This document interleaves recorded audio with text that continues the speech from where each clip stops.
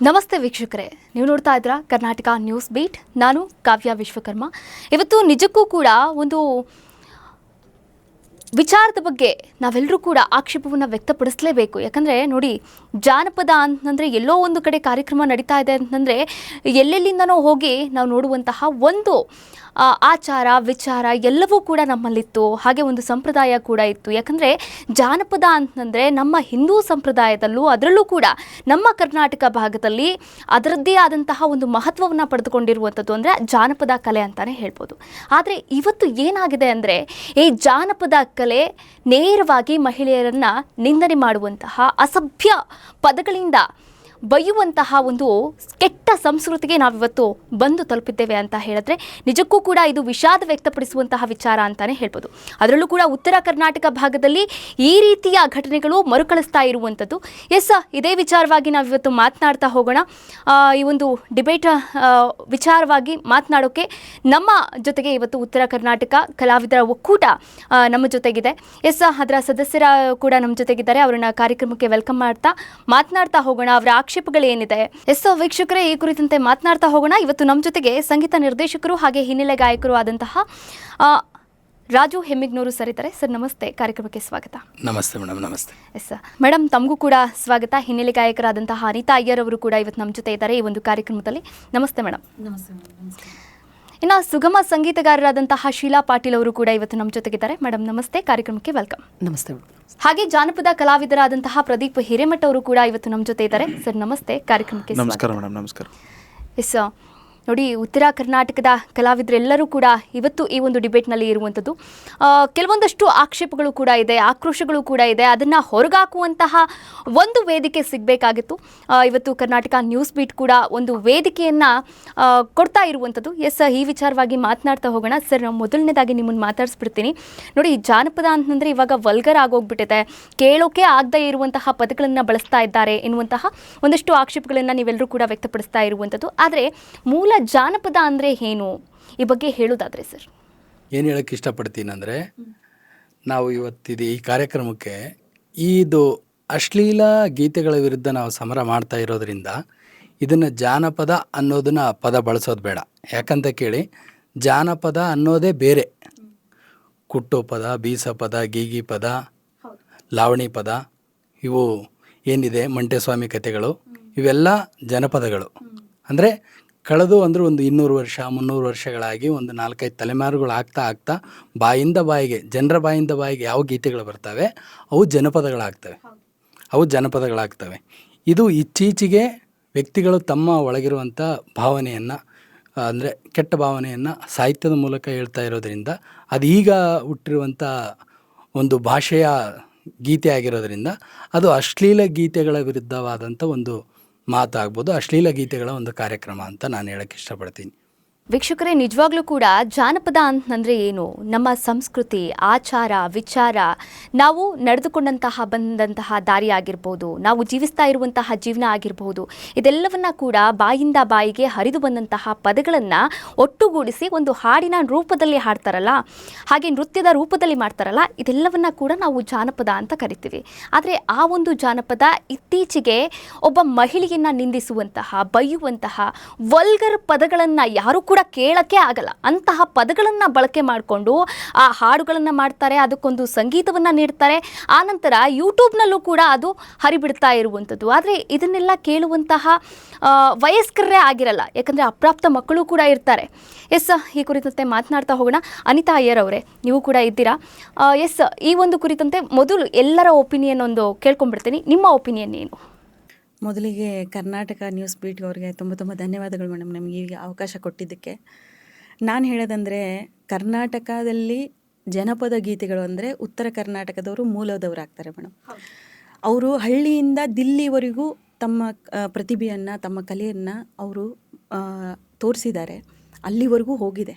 ದಿಲ್ಲಿಯಲ್ಲಿ ಕೂತ್ಕೊಂಡು ಕೂಡ ನಮ್ಮ ಉತ್ತರ ಕರ್ನಾಟಕದವರು ಇವರು ಅಂತ ಗುರುತಿಸ್ತಾರೆ.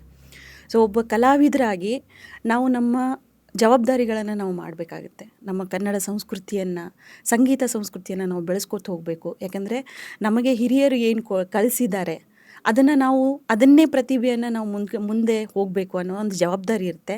ಆದರೆ ಕೆಲ ದಿನಗಳಲ್ಲಿ ಮಾಡುವಂತಹ ಅಶ್ಲೀಲ ಗೀತೆಗಳನ್ನು ಸರ್ ಹೇಳಿದರು. ಸೊ ಅದನ್ನು ಹೆಣ್ಮಕ್ಳ ಮೇಲೆ ಯಾಕೆ ಪ್ರಭಾವ ಬೀಳ್ತಾ ಇದೆ ಅಂದರೆ, ಅವರಿಗೆ ಬೇರೆ ಟಾಪಿಕ್ಕೇ ಸಿಗ್ತಾ ಇಲ್ಲ, ಬೇರೆ ವಿಷಯನೇ ಸಿಗ್ತಾ ಇಲ್ಲ.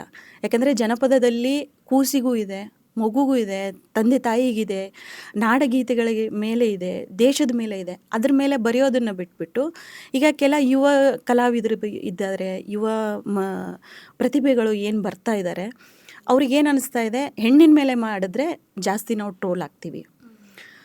ಒಂದು ಉದಾಹರಣೆವಾಗಿ ಹೇಳ್ತೀನಿ ಮೇಡಮ್. ಒಬ್ಬಳು ಹೆಣ್ಣು ಮದುವೆಯಾಗಿ ತನ್ನ ಗಂಡನ ಮನೆಗೆ ಹೋದ್ಮೇಲೆ ಅವನ ಪ್ರಿಯಕರ ಅವಳಿಗೆ ಆಫರ್ ಮಾಡ್ತಾರೆ, ಅವ್ರಿಗೆ ಮತ್ತೆ ಕೋರಿಕೆ ಬರ್ತಾರೆ, ನೀನು ಜಾತ್ರೆಗೆ ಬಾ, ಜಾತ್ರೆ ನೆವದಲ್ಲಿ ನೀನು ನನ್ನನ್ನು ಭೇಟಿಯಾಗಿ ಅಂತ. ಸೊ ಇದನ್ನು ಅಂದರೆ ಅವಳು ಕುಟುಂಬ ನಡೆಸೋದೇ ಬೇಡ, ಅದರಿಂದ ಏನು ಜನತೆಗೆ ನಾವು ಏನು ತೋರಿಸ್ತಾ ಇದ್ದೀವಿ, ಸಂದೇಶವನ್ನು ತೋರಿಸ್ತಾ ಇದ್ದೀವಿ. ಅದರಲ್ಲೂ ಕೂಡ ಕೆಲ ಯುವ ಕಲಾವಿದರು ತಮಗೆ ಅವ್ರು ಅಂದ್ಕೊಳ್ತಾರೆ ಕಲಾವಿದರು ಅಂತ, ಸಂಗೀತದ ಜ್ಞಾನ ಇಲ್ಲ, ಸಂಗೀತದ ನಾದ ಕೂಡ ಇಲ್ಲ, ವೇದಿಕೆ ಮೇಲೆ ಬರ್ತಾರೆ.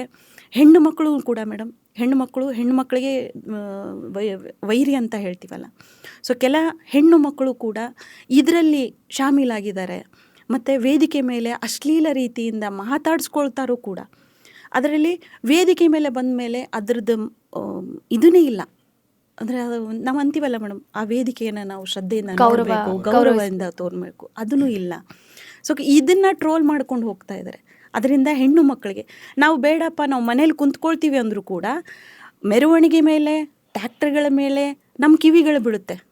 ನಾವು ಅದನ್ನು ನಾವು ಮಕ್ಕಳಿಗೆ ಏನು ಹೇಳಬೇಕು, ಕೊಡಬೇಕು, ಮುಂದಿನ ಬರುವಂತಹ ಪೀಳಿಗೆಗಳಿಗೆ ನಾವು ಏನು ಇಡ್ತಾ ಇದ್ದೀವಿ, ನಾವು ಏನು ಕಲಿಸ್ತಾ ಇದ್ದೀವಿ ಅನ್ನೋದೇ ಒಂದು ನೋವು ಮೇಡಮ್. ಎಸ್, ಖಂಡಿತ madam. Thank you so much. Yes madam, ಇಲ್ಲಿ ಮೇಡಮ್ ಹೇಳ್ತಾ ಇದ್ರು, ಟ್ರೋಲ್ ಮಾಡೋದಕ್ಕೋಸ್ಕರ ಜಾಸ್ತಿ ಯೂಸ್ ಮಾಡ್ಕೊಳ್ತಾ ಇರ್ತಾರೆ ಇಂತಹ ವರ್ಡ್ಗಳನ್ನು ಅಂತೇಳಿ.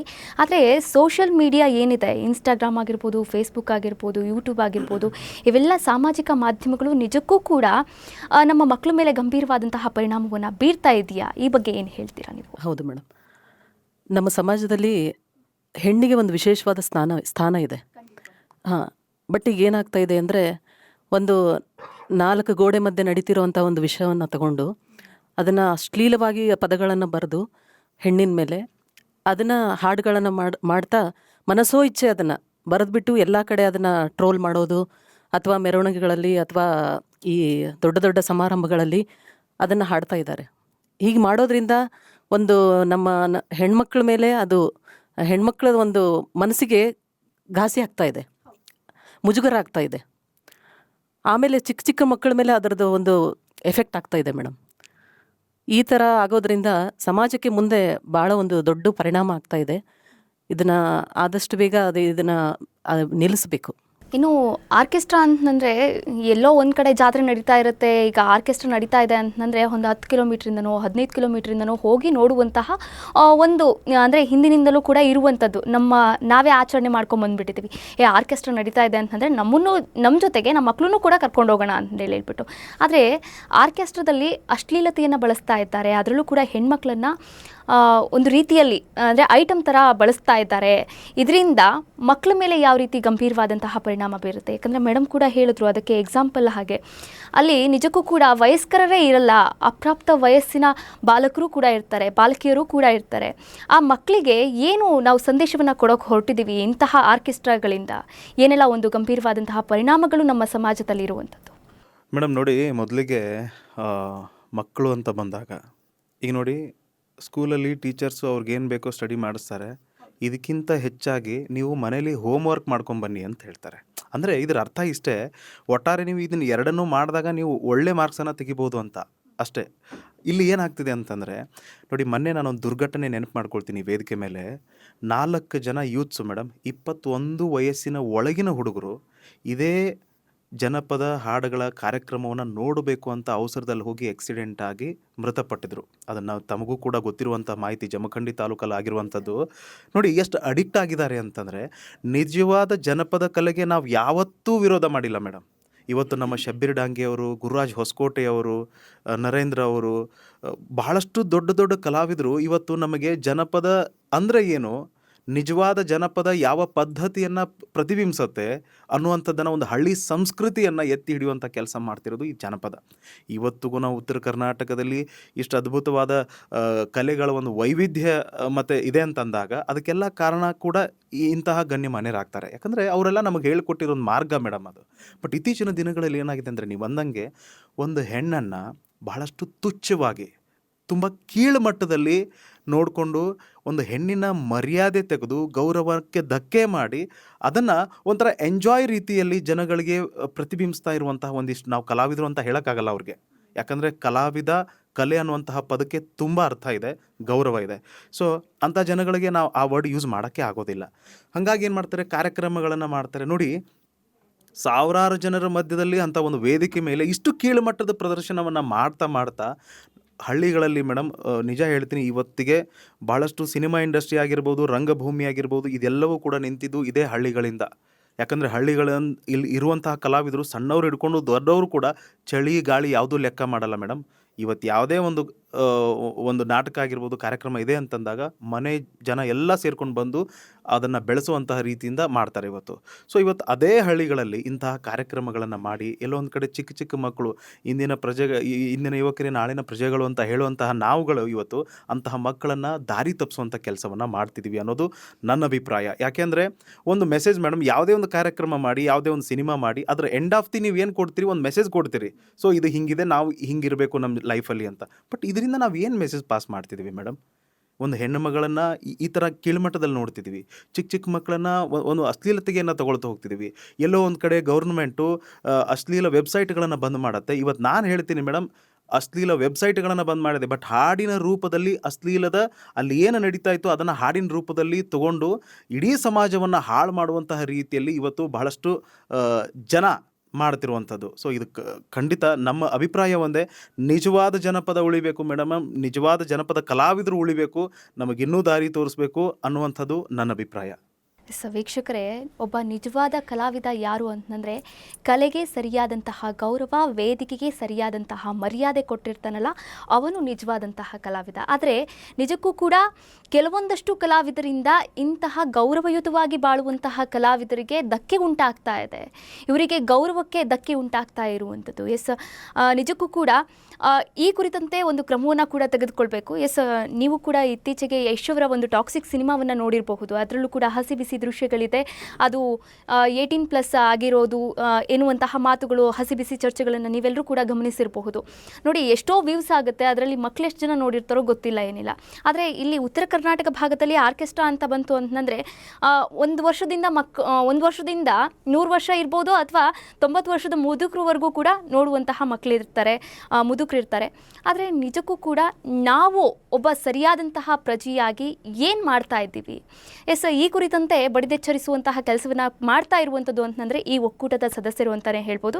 ಇತ್ತೀಚೆಗೆ ನೀವು ನಾಗಲಕ್ಷ್ಮಿ ಚೌಧರಿ ಅವರನ್ನು ಕೂಡ ಭೇಟಿ ಮಾಡಿದ್ರಿ, ಹಾಗೆ ಆ ಬಗ್ಗೆಯೂ ಕೂಡ ಮನವಿಯನ್ನು ಸಲ್ಲಿಕೆ ಮಾಡಿದ್ದೀರಾ ಅಂತ ಗೊತ್ತಾಯಿತು. ಈ ಬಗ್ಗೆ ಹೇಳೋದಾದರೆ ಏನಂದರೆ, ಈಗ ಅವರು ಮಹಿಳಾ ಆಯೋಗದ ಅಧ್ಯಕ್ಷರಿದ್ದಾರೆ. ಇವು ಎಲ್ಲ ನಿಲ್ಲಬೇಕನ್ನೋದೇ ಮೇಡಮ್ ಮೂಲತವಾಗಿ ನಮ್ಮೆಲ್ಲರ ಅಭಿಪ್ರಾಯ. ಯಾಕಂದರೆ ಉತ್ತರ ಕರ್ನಾಟಕ ಎಂತೆಂಥವ್ರಿಗೆ ಜನ್ಮ ಕೊಟ್ಟಿದೆ.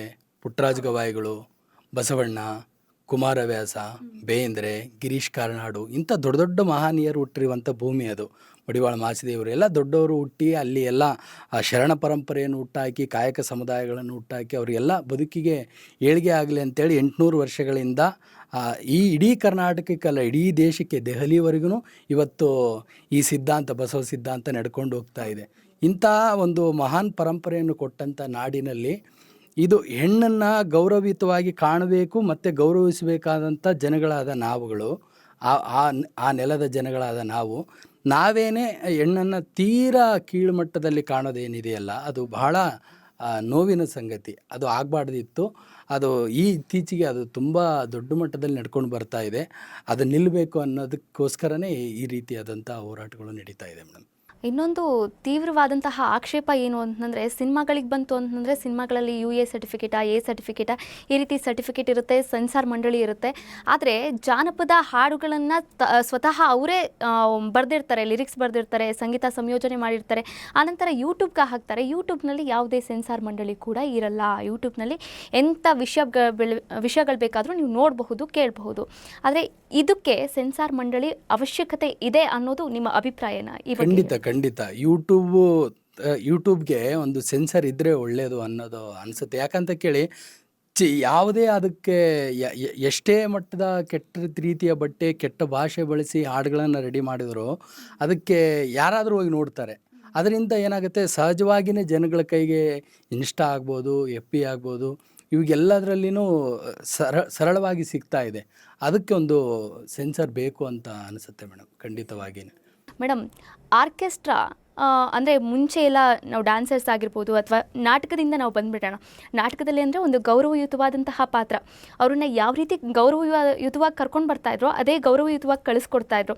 ಆದರೆ ಇತ್ತೀಚಿನ ದಿನಗಳಲ್ಲಿ ಅರೆಬರೆ ಡ್ರೆಸ್ಗಳು, ಅದರಲ್ಲೂ ಕೂಡ ವೇದಿಕೆ ಮೇಲೆ ಆವಾಗಲೇ ಸರ್ ಕೂಡ ಒಂದು ವಿಡಿಯೋವನ್ನು ತೋರಿಸಿದ್ರು, ಅಪ್ರಾಪ್ತ ವಯಸ್ಸಿನ ಬಾಲಕನ ಜೊತೆ ಯಾವುದೋ ಅಶ್ಲೀಲವಾದಂತಹ ಹಾಡನ್ನು ಹಾಕ್ಕೊಂಡು ಡ್ಯಾನ್ಸ್ ಮಾಡೋದು.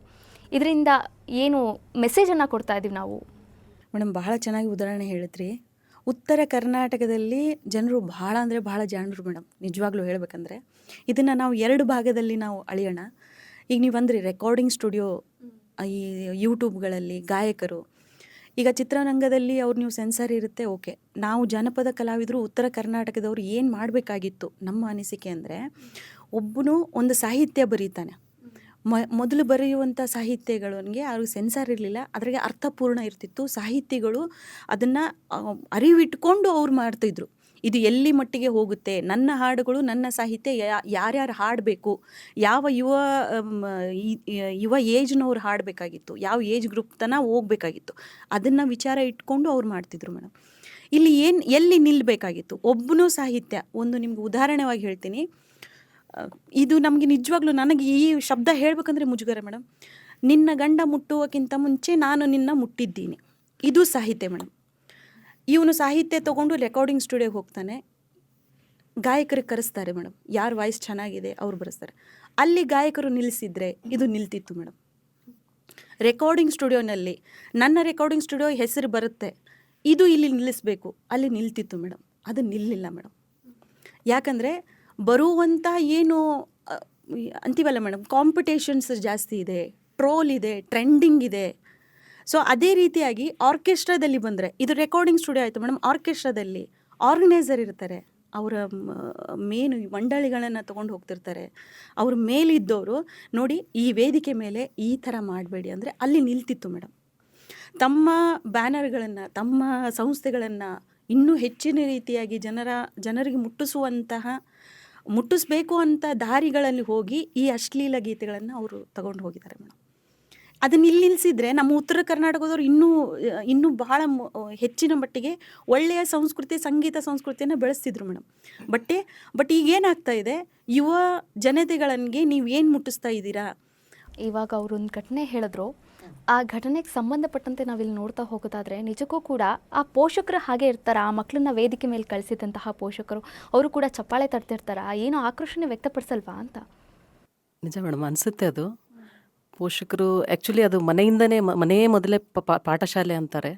ಬಟ್ ಮಕ್ಕಳು ಏನು ಚಿಕ್ಕ ತಪ್ಪು ಏನು ಮಾಡ್ತಾರಲ್ಲ, ಒಂದು ಕೆಟ್ಟದಾಗಿ ಪದ ಬಂದಿದೆ ಅಂದರೆ ಅದನ್ನ ಅಲ್ಲಿಗೆ ಸ್ಟಾಪ್ ಮಾಡಬೇಕು. ಬಟ್ ಈಗ ಹೆಂಗಾಗಿದೆ ಅಂದರೆ ಮನೇಲಿ ಸ್ಟಾಪ್ ಮಾಡ್ತಾರೆ, ಬಟ್ ಹೊರಗಡೆ ಹೋದಾಗ ಎಲ್ಲ ಕಡೆ ಅದೇ ಆಗಿದೆ. ಉತ್ತರ ಕರ್ನಾಟಕದಲ್ಲಿ ಪ್ರತಿಯೊಂದು ಕಡೆ ಹೋಗ್ರಿ ನೀವು, ಎಲ್ಲ ಕಡೆ ಅದು ಹೋಗಲಿ. ಈ ಧಾರ್ಮಿಕ ಸಮಾರಂಭಗಳಲ್ಲಿ ಇತ್ತೀಚೆಗೆ ಏನಾಗಿದೆ ಅಂದರೆ, ಧಾರ್ಮಿಕ ಒಂದು ಸಮಾರಂಭಗಳಲ್ಲಿ ಕೂಡ ಈ ಮುಂಚೆ ಎಲ್ಲ ಹಿಂದೂಸ್ತಾನಿ ಗಾಯಕರನ್ನ ಅಥವಾ ಭಾವಗೀತೆ ಹಾಡೋರನ್ನ ಇಂಥವ್ರನ್ನ ಕರೆಸ್ತಾ ಇದ್ರು. ಇವಾಗ ಆಗ್ತಾರ ಇಲ್ಲ. ಟ್ರೆಂಡಿಂಗಲ್ಲಿರೋ ಈ ಅದು ಆ್ಯಕ್ಚುಲಿ ಅಲ್ಲಿ ಮಠಾಧೀಶರದ್ದು ಏನೂ ಇರಲ್ಲ ಪಾತ್ರ.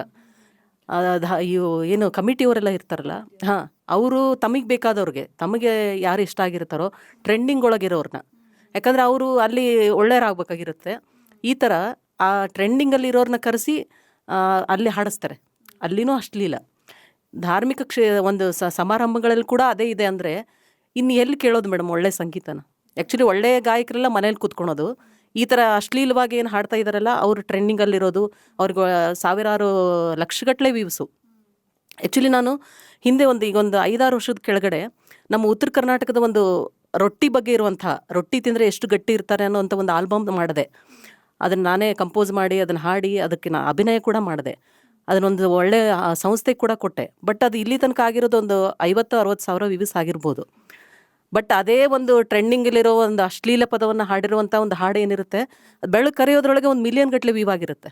ಹಾಂ, ಅದಕ್ಕೆ ಏನಿದೆಲ್ಲ ಈ ಯೂಟ್ಯೂಬ್ಗೆ ಮೊದಲು ಒಂದು ಕಾಯ್ದೆ ಕಾನೂನು, ಈ ಥರ ಶಬ್ದಗಳು ಇದರಲ್ಲಿ ಇರಬಾರ್ದು, ಇದ್ರೆ ಇದನ್ನು ಬ್ಯಾನ್ ಮಾಡ್ಬೇಕು ಮೇಡಮ್.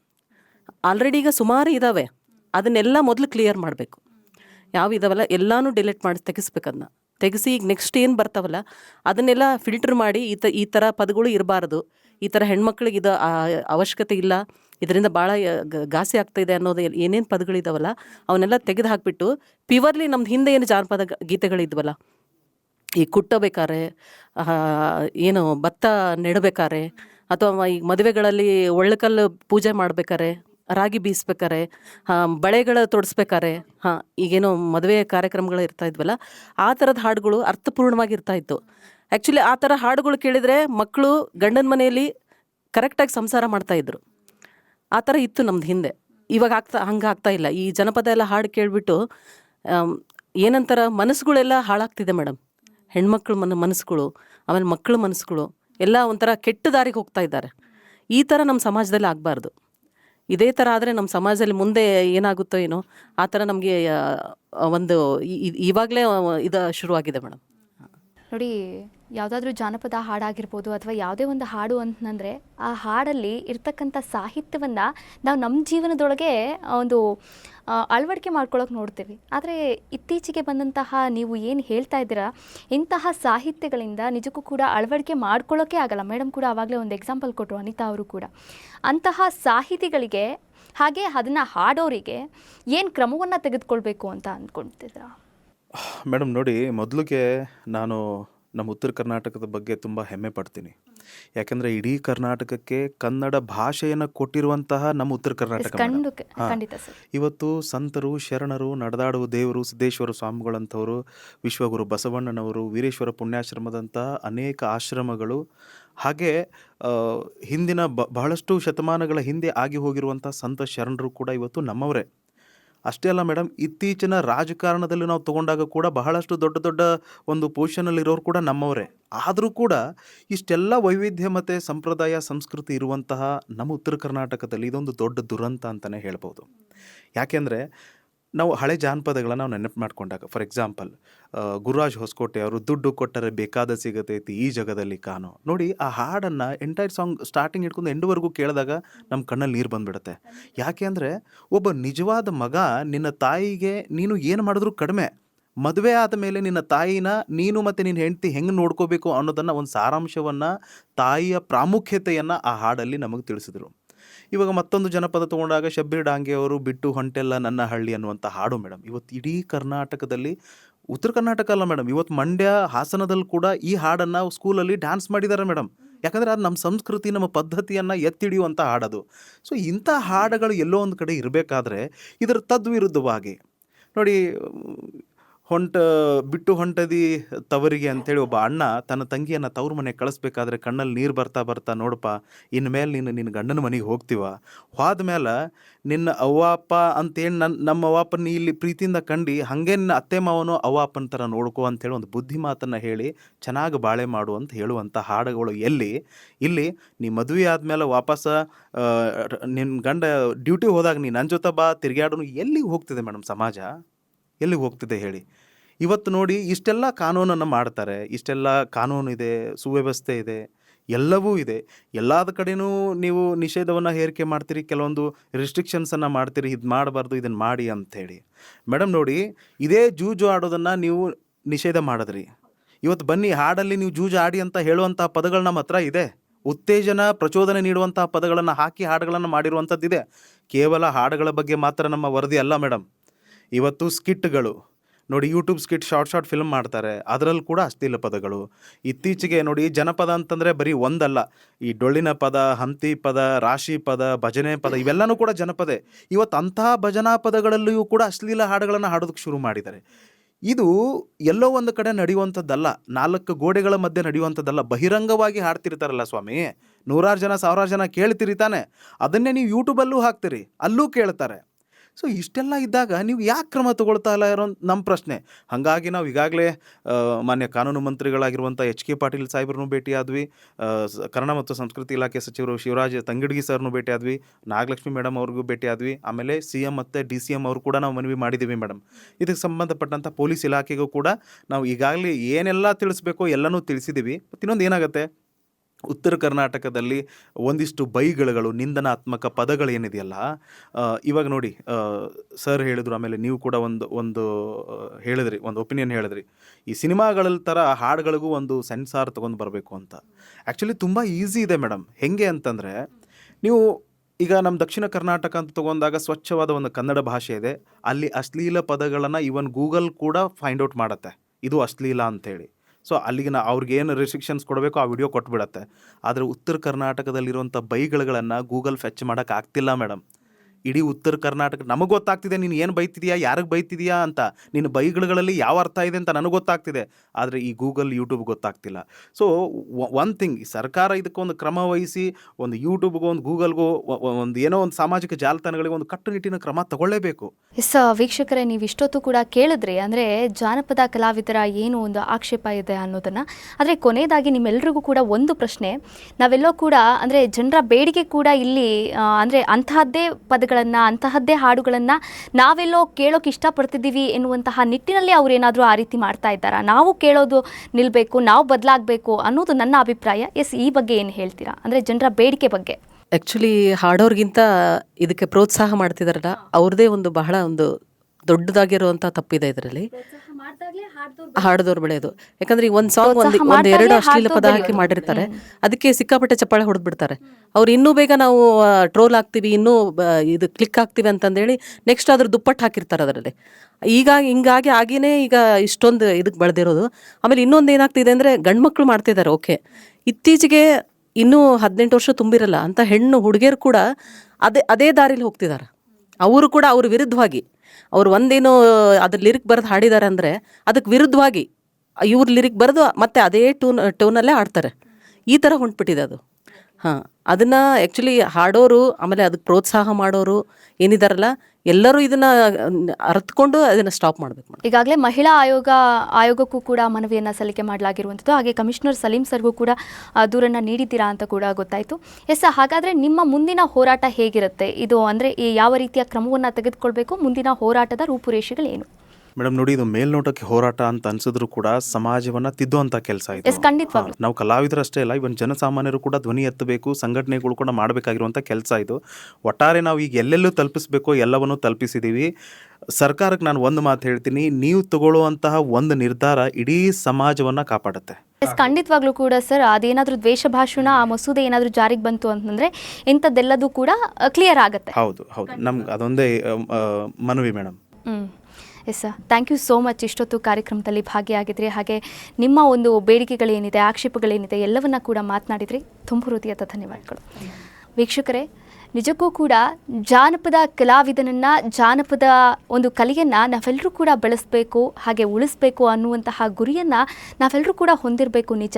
ಆದರೆ ಇಂತಹ ಅಶ್ಲೀಲ ಸಾಹಿತ್ಯ ಇರುವಂತಹ, ಸಂಗೀತ ಸಂಯೋಜನೆ ಇರುವಂತಹ ಜಾನಪದ ಹಾಡುಗಳು ಎನ್ನುವಂತಹ ಹೆಸರಿನಲ್ಲಿ ಬೇಕಾಬಿಟ್ಟಿ ದುಡ್ಡು ಮಾಡ್ತಾ ಇರುವಂತಹ, ಅಶ್ಲೀಲತೆಯನ್ನು ತೋರಿಸ್ತಾ ಇರುವಂತಹವರ ವಿರುದ್ಧ ನಾವಿವತ್ತು ಧ್ವನಿಯನ್ನು ಎತ್ತಾ ಇರುವಂಥದ್ದು ನಮ್ಮ ಕರ್ನಾಟಕ ನ್ಯೂಸ್ ಬೀಟ್ ಕಡೆಯಿಂದ. ಎಸ್, ಈ ಕುರಿತಂತೆ ಸರ್ಕಾರ ಕೂಡ ಕ್ರಮವನ್ನು ತೆಗೆದುಕೊಳ್ಬೇಕಾಗಿದೆ, ಹಾಗೆ ಸಂಬಂಧಪಟ್ಟಂತಹ ಮಕ್ಕಳ ಮತ್ತು ಮಹಿಳಾ ಆಯೋಗ ಕೂಡ ಕ್ರಮವನ್ನು ತೆಗೆದುಕೊಳ್ಬೇಕಾಗಿದೆ, ಅಲ್ಲಿನ ಪೊಲೀಸ್ ಅಧಿಕಾರಿಗಳು ಕೂಡ ಕ್ರಮವನ್ನು ತೆಗೆದುಕೊಳ್ಬೇಕಾಗಿದೆ. ಇದಾದ ನಂತರ ಏನೆಲ್ಲ ಬೆಳವಣಿಗೆಗಳಾಗುತ್ತೆ, ಈ ಬೆಳವಣಿಗೆಯಿಂದ ನಮ್ಮ ಒಂದು ಮಕ್ಕಳ ವಿದ್ಯಾಭ್ಯಾಸ ಆಗಿರಬಹುದು ಅಥವಾ ನಮ್ಮ ಮಕ್ಕಳ ಒಂದು ವಾತಾವರಣ ಆಗಿರ್ಬೋದು ಎಲ್ಲವೂ ಕೂಡ ಬದಲಾಗಬೇಕಾಗಿದೆ. ಎಸ್, ನಾವು ಕೂಡ ಬದಲಾಗೋಣ, ಬದಲಾಯಿಸೋಣ ಅಂತ ಹೇಳ್ತಾ ಇವತ್ತಿನ ಈ ಒಂದು ಡಿಬೇಟನ್ನು ಮುಗಿಸ್ತಾ ಇದ್ದೀನಿ. ಇದಾಗಿತ್ತು ಈ ಹೊತ್ತಿನ ವಿಶೇಷ. ನೋಡ್ತಾ ಇರಿ ಕರ್ನಾಟಕ ನ್ಯೂಸ್ ಬೀಟ್, ನ್ಯಾಯ ನಮ್ಮೊಂದಿಗೆ, ನಾವು ನಿಮ್ಮೊಂದಿಗೆ.